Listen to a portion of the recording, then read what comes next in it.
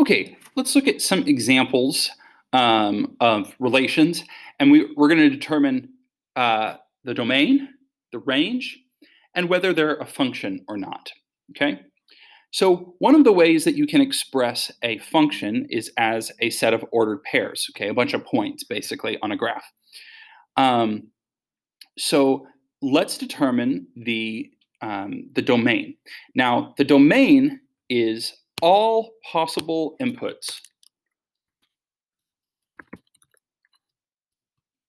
Okay, all possible x's basically, and the range is all possible y's, all possible outputs.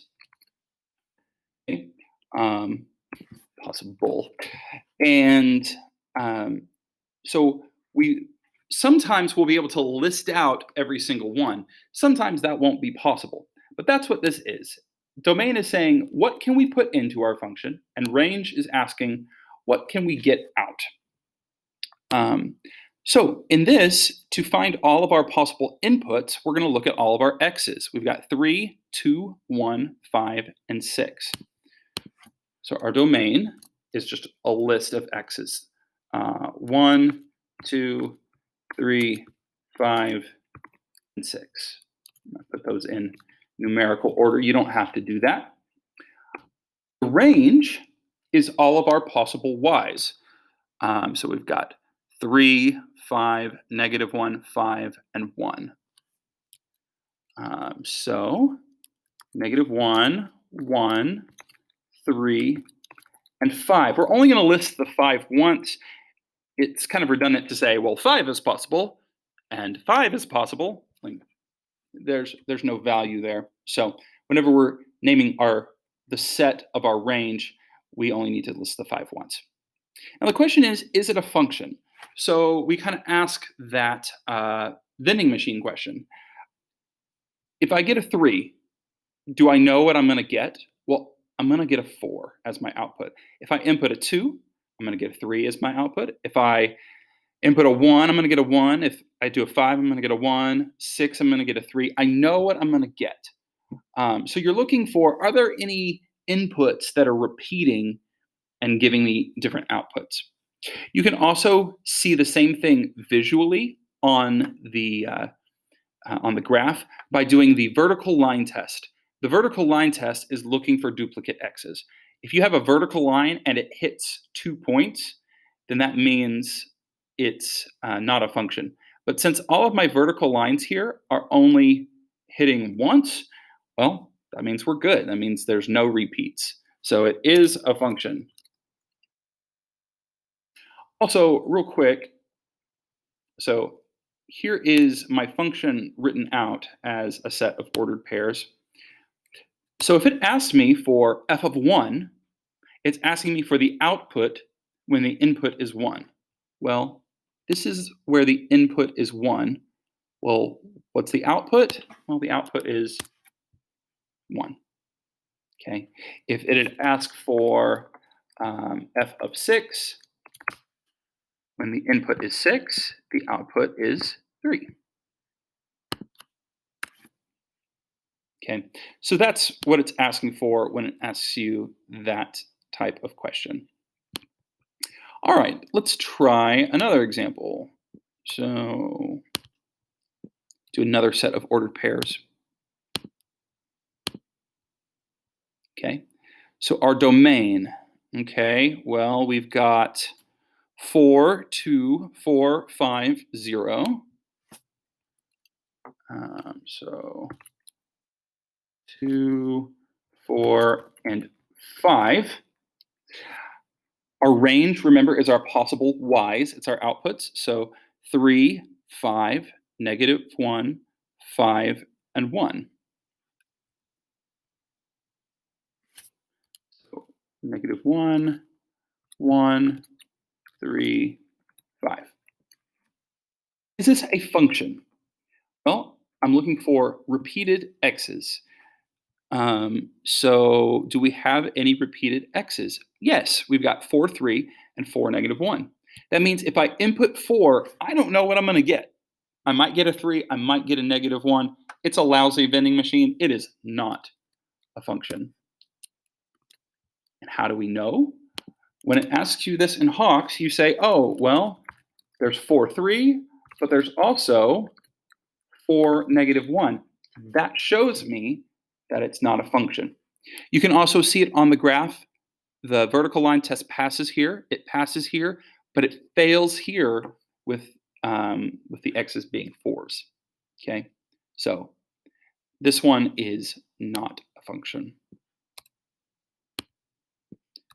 Let's take a look at our next example. Now this one is a little different. We've moved from discrete to continuous, okay?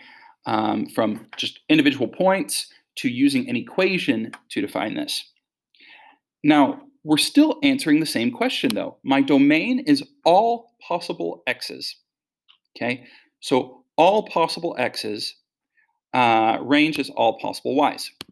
Well, in my x's, x is left and right. So I keep moving left, I keep moving left, I keep moving left, and it keeps going and going and going forever. And same thing to the right. It just keeps going and going and going to the right forever. So it goes all the way to the left, all the way to the right. Well, what does that mean? The domain is all real numbers, which you can use that fancy R symbol. You can also do interval notation, negative infinity to infinity. Okay. We use parentheses because it doesn't touch infinity. Okay. What about the range? Well, the range, remember, is all possible y's. So all the way up, all the way down. How far does it go up? Well, all the way. So the upper bound is, there is no upper bound. What about the lower bound? Whoop. Got that vertex right there. So how low does it go? 4. So what's the lowest it can go is 4. What's the highest it can go? Infinity. So x is all numbers from, or sorry, y is all numbers from 4 to infinity. Is it a function? Well, let's check. We can do our vertical line test and test for duplicate x's. Every single time it only hits once. So is it a function? Yes. Okay. And we could say, hey, what is f of 3? And the answer would be 4. Okay, when I plug in 3, I get 4. All right, let's take a look at another parabola, but this one's a little different.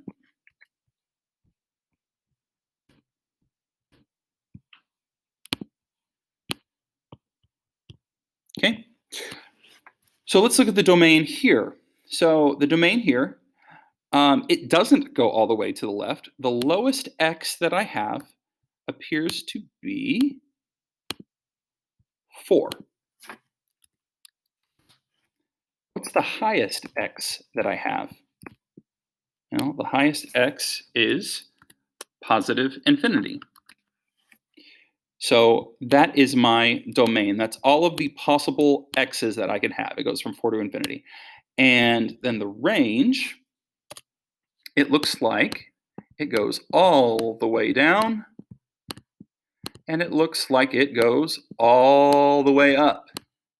So my range is all real numbers, or we could say negative infinity to infinity. Is this a function? Well, let's try the vertical line test. Oh, doesn't look like it's working there. And there's lots of points that we could choose to say why this doesn't work. 5, -1, and 5, 1. So no, because 5, -1,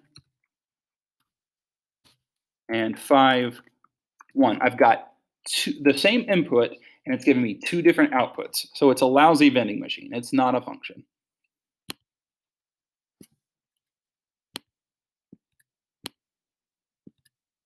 Okay, let's try this one. Oops. So the domain is all of my possible x's. Well, how far does this guy go to the left? Well, it looks like it goes all the way to -3. That's the lowest it goes. And how high does it go? +3. So -3 and +3. You'll notice I'm using the square brackets because it can equal -3 and it can equal 3. What about the y's? What about our up and down? Well, the lowest it goes is -1. The highest it goes is 7. So -1, 7, that works. Is it a function? Well, let's check our vertical line test. It doesn't look like it works. Um, these are 2 points with the same x. So we're going to say no. And when it asks us why, we say, hey, well, we've got this 0, -1, and this 0, 7. And we can't have the same input and two different outputs. So you just give them 2 points with the same x, with the same input and different outputs. All right, what about this linear function right here? Well, this linear function right here, we want to know what are our possible x's.